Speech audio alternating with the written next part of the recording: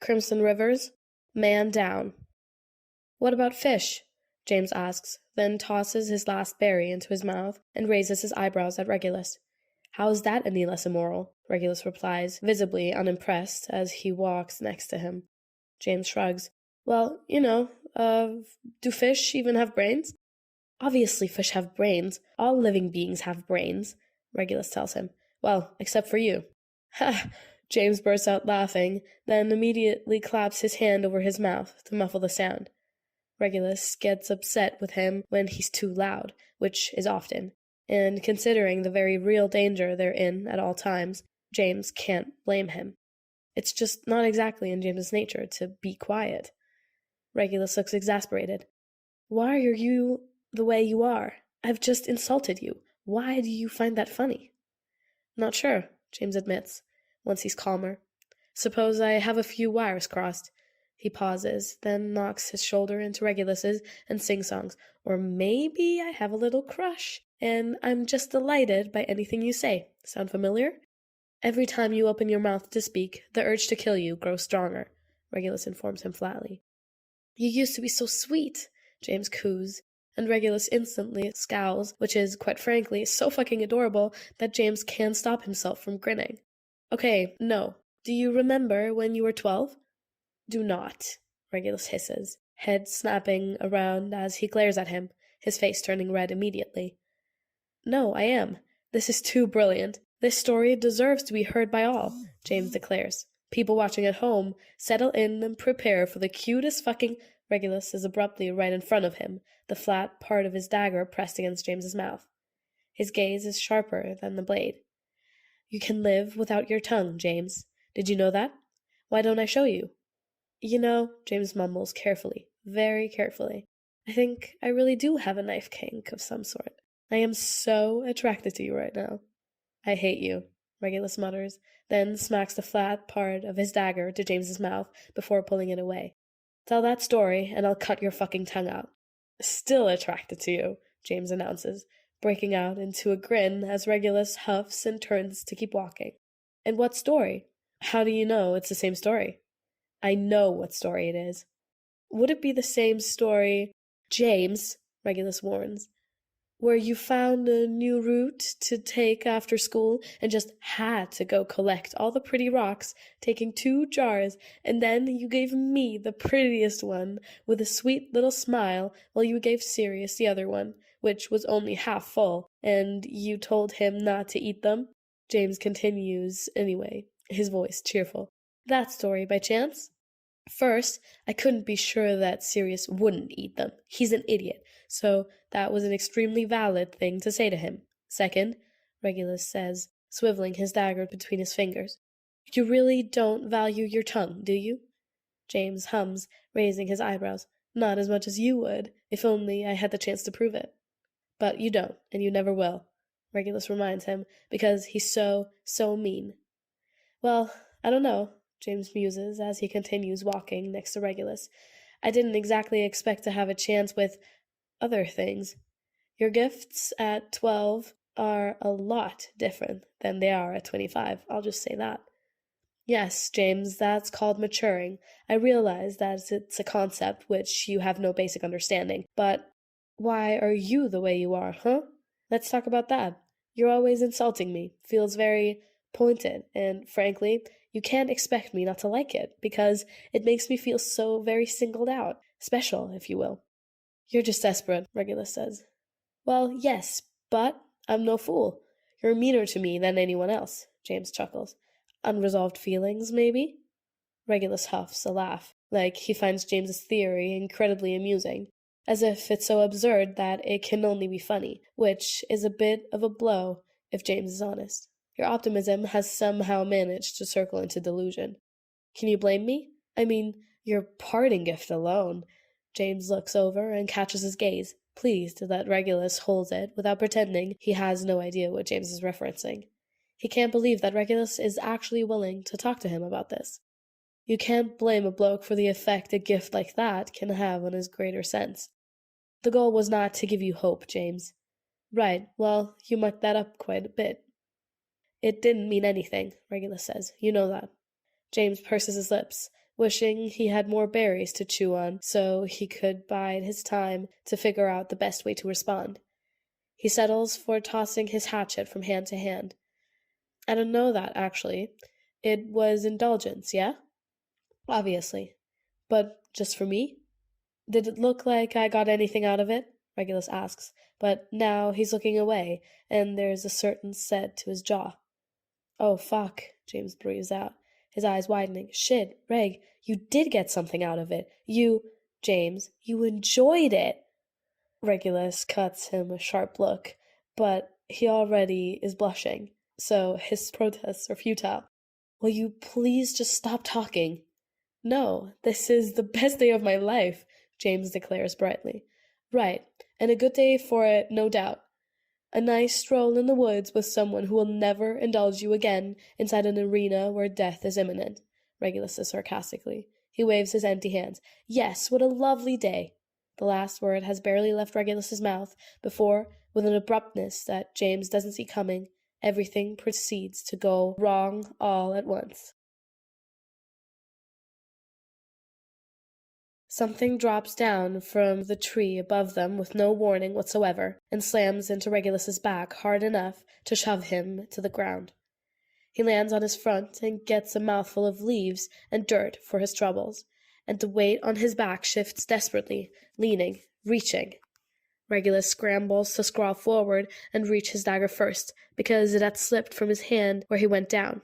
A pale hand stretches past him, broad and not familiar. Regulus knows for sure that it's not Evan, because he has no scar on the side of his thumb the way the owner of this hand does. The hand closes around his dagger, and the only thing Regulus can think is, no one ever thinks to look up. Fuck. Frantically, Regulus tries to buck the person off of him, but he only succeeds in half turning over, the person on top rocking with the motion and using the momentum to slam Regulus to the ground flat on his back. Vaguely, Regulus recognizes the man as one that didn't really speak to anyone, and now here he is, raising Regulus's dagger up and clearly getting ready to bring it back down. Regulus scrambles to reach for his third dagger, and then a hatchet is sticking out of the man's head. It's just there, suddenly. Regulus barely even saw it swing in, like he blinked and missed the moment it was buried into the man's skull. There's a hand still gripping the handle, and Regulus knows that hand. He has that hand memorized. James. The cannon goes off, and Regulus's dagger drops down rather anticlimactically against his chest, then slides off without even harming him. The man's face is slack, head split open around the hatchet, and there's a grotesque crack and a sickening squelch as the hatchet is yanked free. Blood immediately starts pouring, and the man's body slumps to the side. Regulus scrambles up in just enough time to see James raise the hatchet again, which propels him forward to catch James's wrist before he can bring it down. James's head whips around toward him, and his eyes are wild. He's breathing hard. He's dead, Regulus says firmly. James, he's dead. What? James croaks, like he's confused, and Regulus realizes with a pang that he is. But you, are you... I'm fine, Regulus murmurs, gently tugging James's hand down and slowly easing the bloodied hatchet out of his grip. He nods. I'm perfectly fine. Not a scratch on me, see? James fumbles to grab Regulus's arm, patting his way up, over his shoulder, into the curve of his neck. A punched-out breath escapes him. You're okay. I'm okay, Regulus confirms. I thought... James cuts himself off, choking on the rest. Regulus nods. I know. James just stares at him for a long moment, his eyes wide and startlingly innocent for someone who just buried a hatchet in the side of a man's head so deep that it cracked the skull on the way back out. Regulus is uncomfortably aware of what force James must have swung with to actually manage to get the hatchet in so firmly at all. He hit that man like he was planning to take his fucking head off. There's blood on James's hands, and Regulus steps forward to tug on the bottom of his shirt, on the side where he cleaned his hands when they were the ones covered in blood. Far more gently than he did for himself, he carefully and meticulously wipes away the blood as much as he can without water and without looking. still holding James's gaze to keep him looking at him instead of his hands or the dead body on the ground. James's fingers aren't shaking. His voice is, though, when he says, "I thought he was going to kill you." "He was," Regulus replies. "Why?" James whispers. Regulus frowns, tempted to glance at the man like he can glean information from him, but he refrains because James isn't looking away as long as he's holding his gaze. "I'm not sure. There could be a variety of reasons. Maybe he wanted a weapon, or he thought we had food, or he just thought he could kill us both quickly and better his odds." "Why would he do that, though?" James insists, and his voice cracks, rising in distress. "We weren't hurting anyone.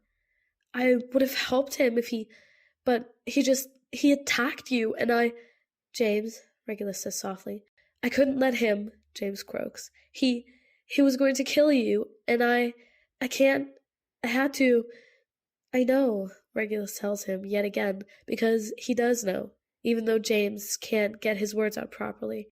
"I need you to do something else for me." James blinks, then rasps, "Anything." "Close your eyes," Regulus murmurs, and James does. He's shaking now, rattling from head to toe. "Now take 5 careful steps back and turn around." Without a word, James listens to him. Regulus immediately swivels to crouch down by the man, picking up his dagger to slip in his thigh holster, then grimacing as he cleans the hatchet on the man's shirt. The sight of him is just bad. Blood and gore. Brutal, like Regulus knew it would be. Regulus is quick about making it back to James, pausing in front of him and just looking at him in pure sorrow. James still has his eyes closed, and his breathing is a little wobbly. Less than 5 minutes ago, he was flirting with Regulus with a grin bright enough to make the sun jealous. That's how fast it all happened. That's how quick everything can change. And now, the James who never killed anyone is gone. He can never be that person again, and he let that person go without hesitating because he was protecting Regulus. Regulus is so tired of seeing people destroy themselves just so he'll be safe. "James," Regulus says, keeping his voice low and melodic, but he only speaks to give a warning before he reaches out with his free hand to slip his fingers into James's. Their fingers curl together with familiarity, slotting into place like they were made for this. Like they've done this 1,000 times instead of 3. Regulus tugs on him. "Come with me." James comes with him, and Regulus leads him away. 10 people are dead. It's day 3. 6 by the first night, 8 by the second night, and a 9th in the middle of the night after the banners had already played in the sky. Here's the 10th. James didn't even know his name. It's such a strange thing to be fixated on, but James feels like there's a distinct lack of honor in killing someone without even knowing their name, at least so flippantly. He didn't even hesitate, that's the thing. It happened so quickly, the man fumbling for the knife and raising it up, and it only took a measly few seconds. James, who fully expected to falter in such a situation, had swung the hatchet as hard as he could without even a moment of hesitation. Just like that. Just that quick. Just that simple. The baffling thing is, it's not like James made the conscious decision to do it. Yes, he was in complete control of himself, but he never had the thought, "Oh, I'm going to kill this man now." There wasn't really time for that, or any thoughts at all. It came down to one moment, faster than a breath, and it was about what James was capable of. If he wasn't capable of killing, then that would have been the moment he learned that. It wasn't, though, because James apparently is capable of killing, and he proved it. Effortlessly, immediately, instinctively. He saw Regulus on the ground, seconds from death, and James killed the man, not knowing his name. If he has a family or friends, James just fucking killed him. It's crushing to James to realize that he's capable of such a thing. He thought maybe it was naive of him, but he really believed that he was on the outside of it, like he and violence were parallel lines that would never cross, oil and water. It just didn't go together, and James never really expected that he could do it. Sure, he told himself that he would, if it came down to it, But deep down in some hidden chamber within him, where he's always clung to his innocence, he was convinced that it was all bravado. Because him killing? No, never. Never is now. Forever is out of reach. And James has just killed a man. It was not self-defense. The man didn't attack him. Maybe he would have after killing Regulus, but James didn't wait long enough to find out. James killed the man in defense of Regulus, and he wonders if that should sicken him. It doesn't. Regulus didn't ask him to, and James makes his own choices. This choice was one he made from the beginning. He knew what it entailed. He spent hours thinking about it, going over every possibility in his mind to see just how far he would go to make sure Regulus makes it home. No matter what scenario crossed his mind, James's choice was always the same. It's quiet out, excluding the random creaks of the trees and the muffled sound of running water in the distance. Regulus is leading him towards it, still holding his hand. They've been walking for a long time now, neither of them saying a word. When James looks down at where Regulus is holding his hand, he can see blood stained on their tangled fingers. It feels like James checks out for a bit, like he's on autopilot. His mind feels like it's limping, like killing someone wounded his ability to function, to think, to make sense of anything. He has the disjointed thought that his parents must have seen that, as well as Sirius, the last people in the world who would judge him for it, and he still wonders what they're thinking. What does Regulus think?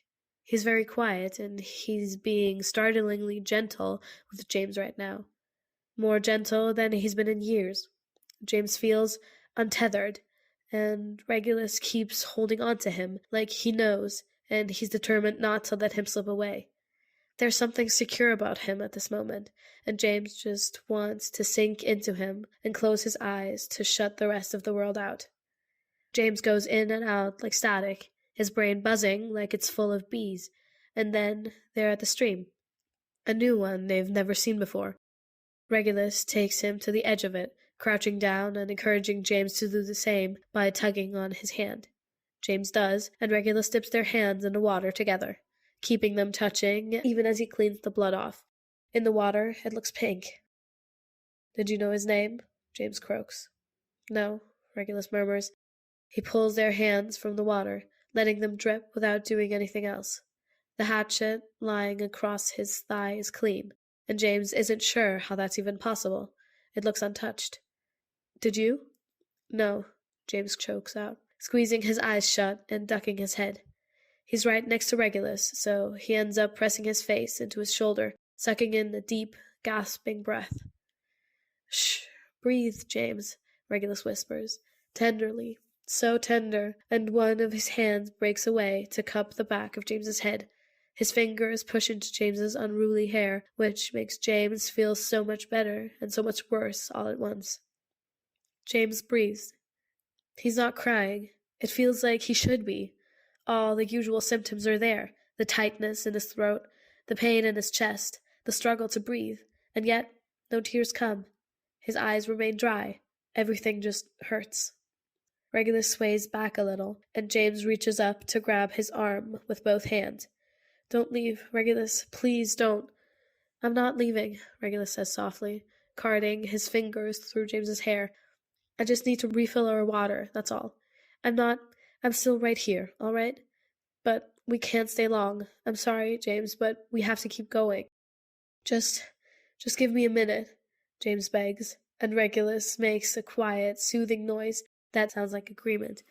Oddly, James thinks Regulus would give him anything right now. All James wants is him. Regulus stays true to his word. He doesn't leave or shake James off. He lets James hold on to him as he shifts around, getting his bag and drawing out the water canister.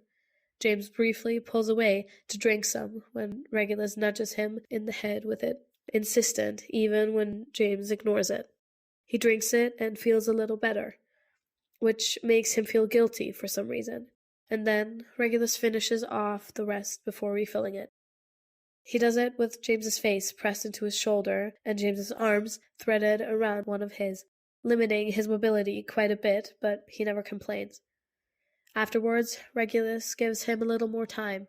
James turns his head and stares at the water. It's moving rapidly, a long gorge through the earth and rocks, taking everything downstream. Fresh water replaces the spot they're at every second, and James wonders where the water that contains the blood of the man he killed is at now. Gone, like the man. Well, isn't this sweet? In seconds, Regulus has the hatchet in hand as he shoots to his feet, snatching James up with him. They whip around at the same time to watch Mulciber stroll through the break in the trees, his approach unheard over the rush of the water. Mulciber has a sword in his hands, and he's not the only one walking out of the trees. It's all the Death Eaters, excluding Avery, and they all have weapons. Willa and Axis are back, and Axis has a hook with a rope, like they used in the training room. Even little Hodge has a weapon, just a knife, but still. You two, Mulciber says, pointing the tip of his sword at them, have been hard to find. It's almost like you just wanted some time alone together. Sorry, did I break up an intimate moment? Regulus's nails dig into James's arm, where he's gripping it. James flicks his gaze between everyone. Bernice has a sword too. Quinn has a spear. Willa has a bow with a quiver of arrows on her back. Her hand is slowly pulling an arrow free. Run, Regulus whispers, a mere breath, and then his nails go slack immediately.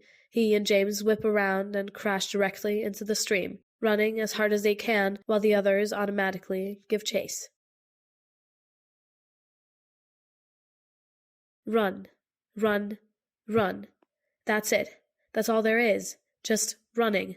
The world is a blur around Regulus as he pushes his legs as hard as they'll go, winding around trees and never going in a straight line. James is right next to him, his legs long enough to keep up with Regulus's speed.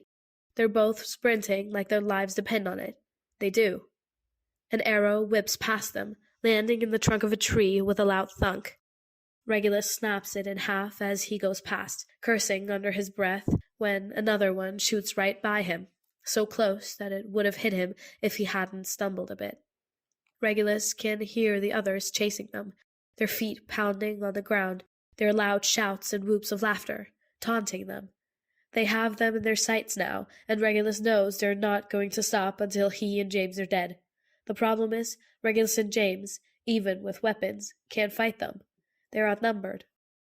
Crashing through the forest, Regulus can hear his heavy breathing, as well as James's, and everything is going too fast for him to come up with a proper plan. Getting away is ideal, but not really feasible when the Death Eaters are closing in, and they are. Regulus can hear them getting closer. So, just run. Run, run. Fucking run. For how long? To where? Regulus doesn't know. He doesn't know what to do. He can't fucking think. Another arrow sails past him, nearly hitting James, who, by some miracle, evades getting it right in the back by splitting around a tree, going right as Regulus goes left. Run, run, run. What else? Come on, think. What do you do when you're being hunted? When you're outnumbered and overpowered? What do you do? Sirius, what do I do? Regulus thinks as he gasps for air, his whole body screaming from how hard he's pushing it. No answer comes to him. Sirius isn't here. Maybe there is no answer. Maybe this is it. They can't get away. They can't climb or hide or run fast or far enough to evade the people who are after them. Regulus has a hatchet in his hand and 2 daggers strapped to his thigh. If he could take out Willa first, but no, she'd have an arrow in him the moment he stood still. If he could, a hook buries itself in his shoulder, yanking him so hard that he's lifted clear off his feet and slammed to the ground with such impact that he nearly bites through his tongue. Blood fills his mouth, and he's been here before. For the second time, he swallows his own blood just to breathe. And if that isn't a perfect metaphor for survival, Regulus doesn't know what is. Regulus, despite the suddenness of everything, is quick to react. He was just rocked hard, but he still fumbles to snatch the hook out of his shoulder. It isn't very deep, but it hurts like a bitch anyway, and lovely. Now there's a hole through his coat and shirt. Not the primary issue at the moment, honestly, but Regulus is enough of a miserable little shit to be angry about more than one thing at a time, see? He has talents, too. Tossing the hook aside, Regulus scrambles to his feet to see James a few steps in front of him, his chest heaving as he turns around to look at him. Every line of his face is set, and Regulus knows he's coming back for him before James even takes one step. "I'm not leaving you," he said. "You'll have to kill me." Even under pressure, James stays true to his word. The issue is, the others have gained on them now. It takes 20 seconds at most for the group to converge on them, circling around so they can't go anywhere. And this, well, Regulus knows there's no way out of this. But if he's going down, he's taking at least 2 of these bastards with him, because he's genuinely just that pissed off. Murderous rage floods through him, and he can recognize the feeling for what it is. After all, he is a murderer now, isn't he? This predicament has infuriated him so much that he grips the hatchet with no shame about how he's going to use it. Regulus has all plans to fight. And then Mulciber grabs James and pulls him in front of him, holding the sword to his throat as he grins right at Regulus. James can safely say he doesn't have a knife king, blade king, sword king, any of that. He doesn't have it. No, it's just Regulus he likes, and anything to do with him. When Mulciber has a sword to his throat, it's not sexy at all. Holding very still, James stares at Regulus, who looks, well, frantically, who looks rather terrifying, but in a sexy way. Now really isn't the time, and maybe James is just biased, as well as a bit hysterical from the rising panic that's taking root, because, oh fuck, he's about to die. He's about to fucking die. Regulus is bleeding from his shoulder, but he's standing like he's perfectly unharmed and completely willing to fuck shit up.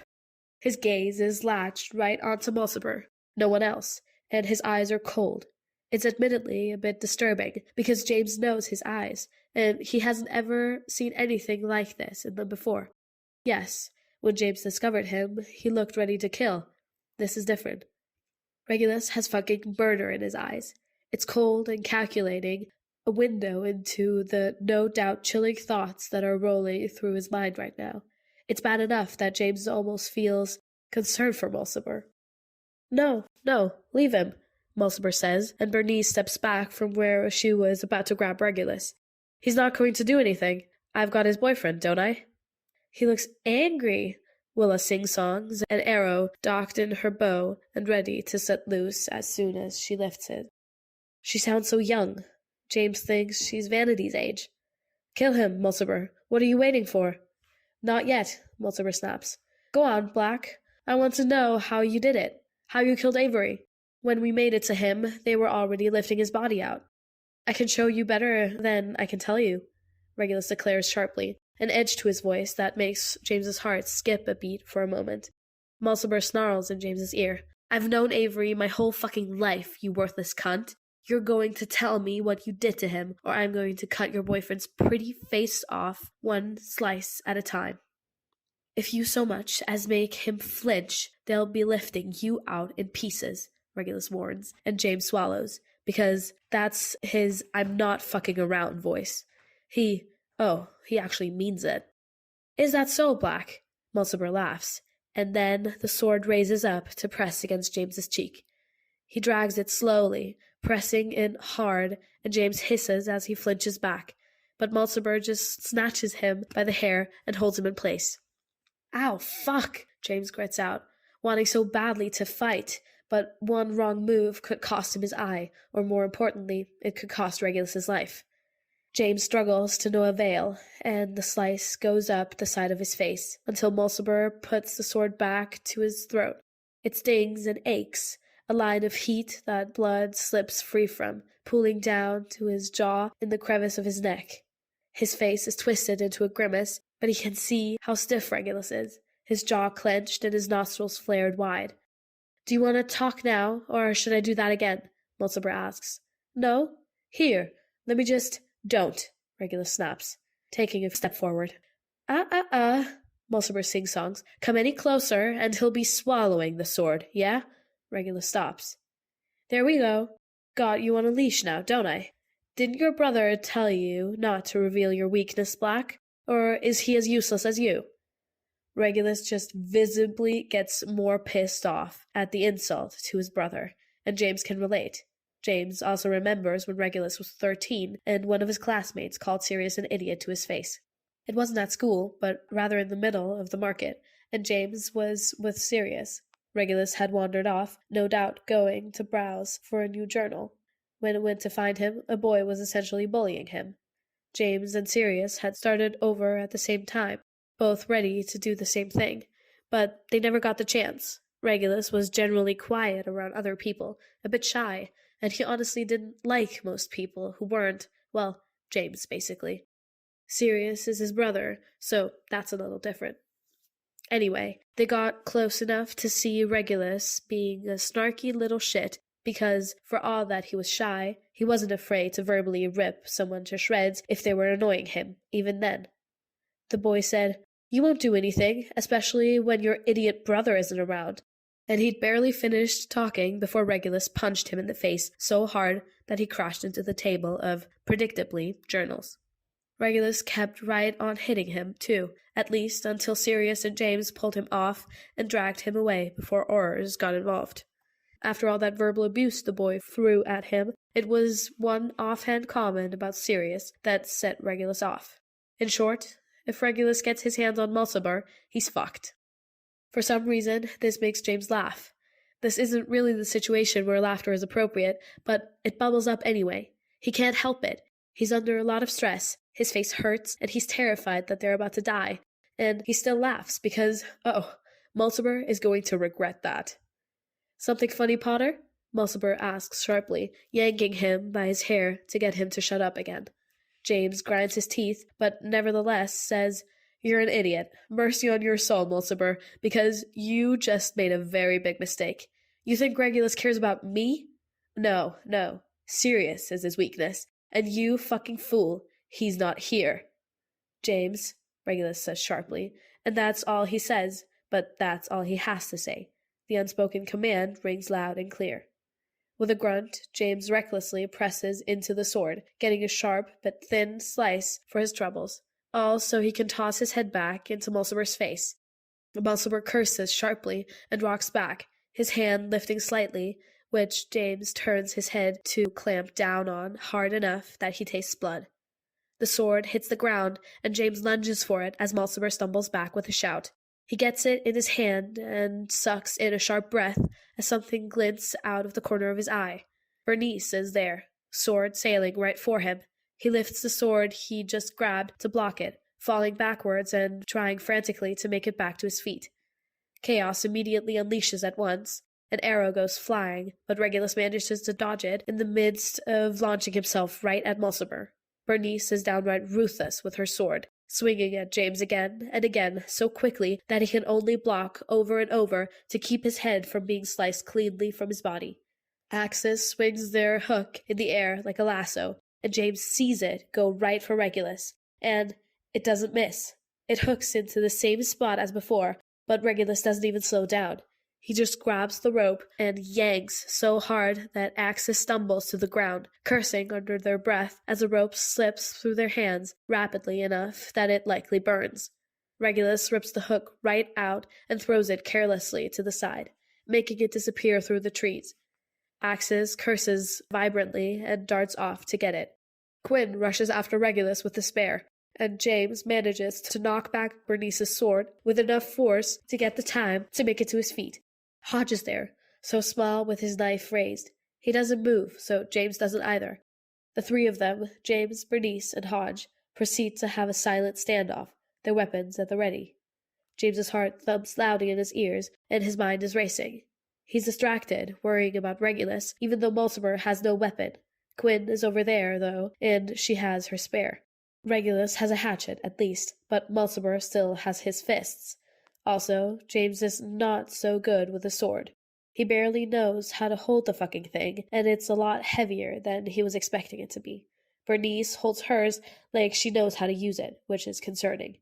A sudden blood-curdling scream makes them all freeze before snapping their heads over instinctively to follow the sound. Mulciber is on the ground, and Regulus is ripping the hatchet out of his arm, then bringing it right back down. "Pieces! I fucking told you you'd be in pieces!" Regulus roars, and he swings back down, stomping on Mulciber's hand until he breaks all the way through. The sound of it is sickening, and the blood. There's so much blood. Regulus snatches the hatchet back yet again, then kicks Mulciber's hand away from where it was separated from his body. "Oh, fuck," Bernice chokes out, sounding like she might vomit, and honestly, James knows the feeling. Mulciber screams and writhes on the ground, frantically clawing at his own arm, and Regulus just looks down at him like he's a twitching bug that can't get up off its back. He raises the hatchet again, looking to be going for the head this time, and he's so focused that he doesn't see Quinn behind him. She draws back her spear. "Regulus!" James shouts, and the name rips out of him in nothing short of pure fucking terror. The spear catches Regulus along his side, just a bit above his hip, and it glances off as he stumbles away from it with a loud curse. 2 inches to the left, and the spearhead would have been in him. Maybe his luck is turning up after all. Maybe not, though, because Quinn just starts to lunge for him again, and he's not steady enough to fully block this time. It's going to land right in the center of his stomach, and again, James yells. Regulus sucks in a sharp breath, his ears ringing, and then a vine shaped into a noose drops down over Quinn's head and snaps right around her throat. Quinn proceeds to get lifted clear off her feet, raising in the air and dropping her spear as she scrambles at her throat and chokes, kicking in the air. As she goes up, Evan comes down, the end of the vine in his hands. It's like a pulley system over the branch he falls from, him sinking down artfully as she thrashes her way higher. He wastes no time in rushing to the tree to tie the vine around the trunk, securing it there so Quinn won't fall back down. On the ground, Mulciber is weeping. Fuck, Hodge, we need to cut her down, Bernice bellows. Willa, where the fuck are you? Run, Evan shouts at Regulus. James, Regulus shouts back, like an answer, and they're both running right for James, who is currently trying to throw Willa off his back. She has no more arrows, so now she's resorted to attempting to strangle him with her arms. Mulciber is still flailing on the ground. Quinn is still flailing in the air, and Bernice and Hodge have abandoned James in favor of getting her down. Axis is still trying to find their hook, probably, and now Regulus is grateful that he threw it. James doesn't manage to throw Willa off of him, fully just shaking her off because she's so small compared to him. He stumbles back, sword still in hand, and he could kill her. He could, easily, but he doesn't. He sees Regulus and Evan racing right for him, and he starts backing up to meet them at full sprint as they start crashing through the woods. Run. And so, they're running again. This time, no one is chasing them, and now they have a third person with them, someone that Regulus, at this point, is sure he trusts.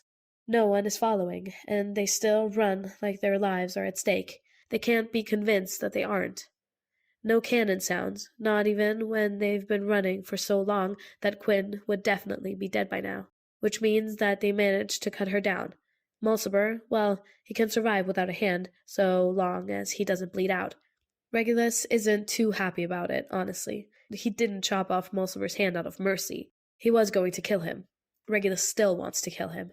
The murderous rage is still pumping through him, not letting up.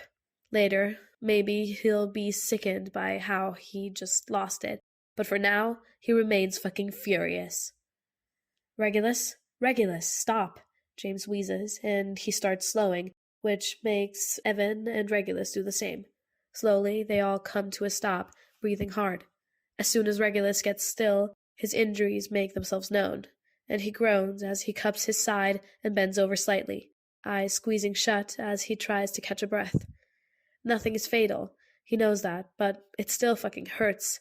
The threat of infection is a concern as well, so stopping to dress her wounds is a must. But not here, not out in the open. Shit, Regulus gasps out, forcing himself to straighten up. He blinks at Evan in a daze, and Evan gives him a weak grin, also catching his breath. Evan, what the fuck? No one ever thinks to look up, eh, lover boy? Evan says with a breathy chuckle. Regulus stares at him, then bursts out laughing. He isn't sure where it comes from, but he just laughs. A full-bellied laugh that actually hurts him a bit, so it doesn't last long. Shit, his body hurts. He can feel the rush of adrenaline seeping out of him, letting in the exhaustion that makes him tremble. "You're hurt," James mumbles, stumbling over towards him with wide eyes, his face still bleeding. "Yeah, no shit, James," Regulus replies with a grimace as he peels up his jacket and shirt to look at his side. James hisses beneath his teeth. "Oh, it's not fatal," Regulus cuts in. "I'll live." "Not if we don't clean it," James retorts. "Reg, we need to get you cleaned up as soon as possible. Infection might—" Regulus eases his shirt and coat down. "Yeah, all right, but not here. We can't stay out in the open like this."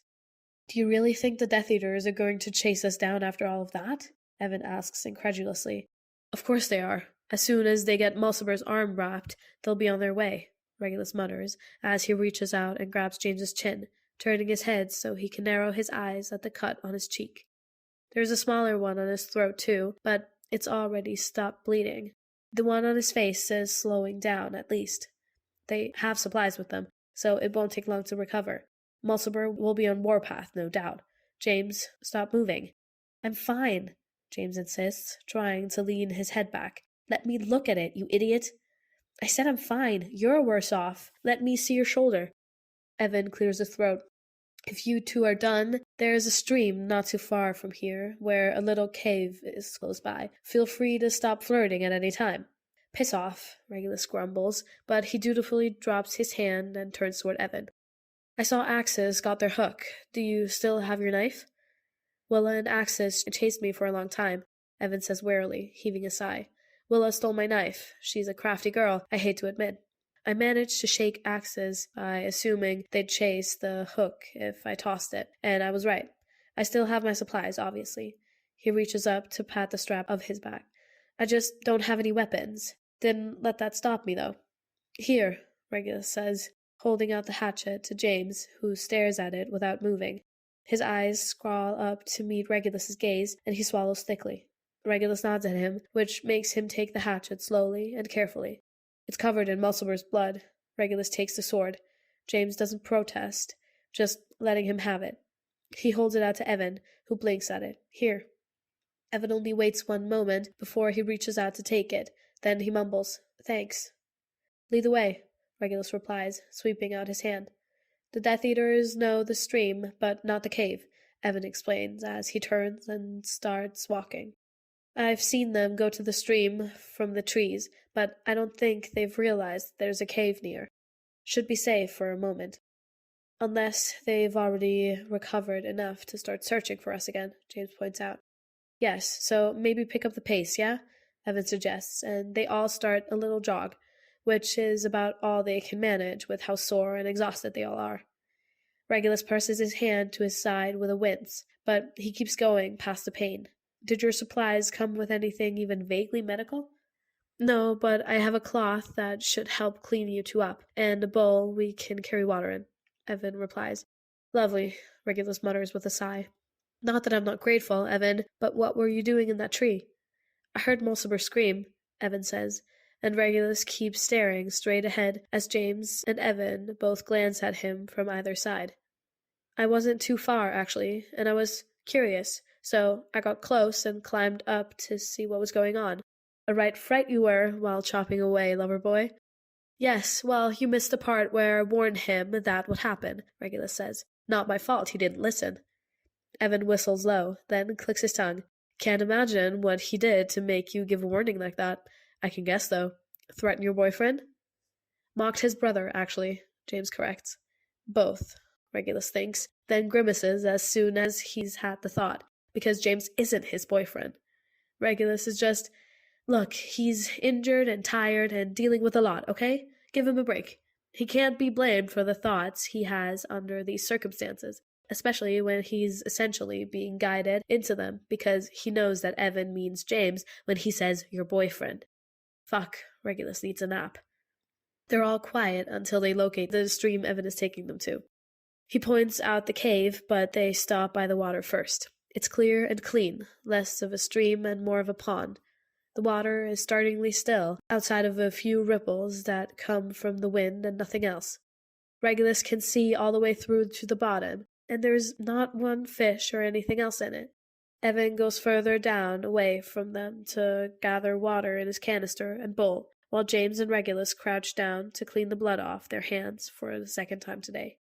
It's getting a bit later, but not late enough that the Death Eaters will retreat for the night. There's still time. Regulus can feel James looking at him. He's not brave enough to look back, because now his anger is down to a simmer, just quietly festering under the surface. He has the space for shame and discomfort for his own actions at this point. He doesn't know how James will be looking at him. Vaguely, Regulus wonders what Sirius must have thought, seeing him chop off Mulciber's hand. That's a bit stupid, isn't it? Sirius did things in his games too. Horrible things. He vividly remembers being 15 and watching Sirius bite someone's finger off before spitting it out, using the advantage of their agony to finish them off. He was ruthless, unafraid to do anything and everything, even grotesque things, to stay alive. The worst part is, he never would have done those things at all if no one had tried to kill him in the first place. If Mulciber hadn't cut James's cheek and made him flinch, then maybe he would still have his hand. Regulus thinks Sirius wouldn't blame him or see him any differently. Strangely, Regulus doesn't feel any different, but he's rational enough to work out why. Mulciber isn't dead. Yes, he's missing his hand, but Regulus didn't kill him. He still wants to, though. Just because his anger has settled down doesn't mean it went away. It's still there, mostly just resting at this moment. It's going to weigh on him. He knows it will. Already he can see the blur of blood without even closing his eyes, and hear Mulciber's shrieks of pain ringing in his ears even after they've stopped. Regulus will deal with it in his nightmares. Regulus, James says. I'm fine, Regulus replies reflexively. Regulus, look at me, James orders firmly, and there's something authoritative about his tone that Regulus responds to immediately. He looks, and James meets his gaze steadily, his expression calm. You're not fine. I can't afford to let that matter, Regulus admits, because no, he's not fine. James is not fine. No one in this damn arena is fine. It's not possible, and they all have to carry on anyway. It's not a choice. Just leave it, James. I don't blame you, James murmurs. No? Regulus raises his eyebrows. I just mutilated someone. Tell me how exactly you are going to excuse that. James shakes his head. I'm not excusing it. I'm not looking at it logically. And don't make a snarky fucking comment about me not having any logic, Regulus. I am not in the mood, and this isn't a joke. We are in an arena where we have no choice but to fight and kill to survive. I buried my hatchet in a man's skull less than 3 hours ago. That was different. How? I didn't have to chop off Mulciber's hand to survive, James. I did that because Regulus cuts himself off and looks away. Because you were angry and scared and fighting under intense circumstances, where dying was so much of a risk that everything, all of it, was survival instincts, James insists, swaying forward to catch Regulus's gaze again. I know it came from a place of anger, but murder isn't delicate, Regulus. It's not clean. Sometimes it's brutal, like that, like the things Sirius had to do when it was him. But you don't think I haven't had the same conversation with him before, huh? Regulus swallows, then reaches out to gently take the hatchet from James, dipping that in the water. It's his mess, after all. He should clean it up. I know that. Here in the arena, the parameters for what must be done to survive are different than out there, but, James, I don't want to get lost in that. Regulus, James whispers, and his hand comes down to cover his wrist, his eyes soft and sad. Can you feel it? Regulus whispers back, searching his eyes, desperate to find understanding. It's like this pit. Like we're being pushed and pushed until we're frayed, ragged and hungry like animals. But we feel, James, and not the way animals do. Deeper, stronger, with higher intelligence, usually. So our rage, our pain, our fear, it can become a weapon. And this arena, it's just this pit we fall further into until everything else, all the rules and what's right, just gets farther and farther out of reach. This place sucks the humanity right out of us. Can you feel it? James takes a deep breath, then slowly exhales and nods. He looks pained. That's why I didn't want to kill the animals. I wasn't as against it at the start, but then I saw them and I thought, I don't know, the feeling of having to kill them was like this vice around my throat. I didn't want to have to. Just like I didn't want to have to kill that man, but I did. I can feel it, Regulus. You're not alone. I don't want to lose myself, Regulus rasps. And I'm scared that I already have. You're so serious sometimes, James murmurs tenderly, with a smile that's tinged with a mixture of fondness and pain. I'm scared too, but we're still here and we're still trying. Regulus huffs a weak laugh. That has to count for something, doesn't it? Is that what you're saying? Almost. I think it counts for a lot of things, James replies, his smile growing warmer. His hand slips down into the water so he can squeeze Regulus's fingers between his own. We're okay. We'll be okay, love. For now, Regulus says softly. He looks away and pulls his hand free from James's grip, because his touch, even under the water, puts that stupid flutter in Regulus's chest. It's senseless. This is the worst possible place to go about having fucking heart flutters because James Potter has touched him. Like he's suddenly 14 again. For fuck's sake, he needs to get a grip. He's literally in a life or death situation at all times. Regulus finishes cleaning off James's hatchet, then gives it back to him. Their hands are clean, but there's still blood on them from their wounds, and also on their clothes. That will just have to dry into it, because it's not as if they can wash their clothes at the moment. It's getting too late, and none of it will be dry by the time the temperature drops, so for tonight, they'll be sleeping in clothes stiff with blood.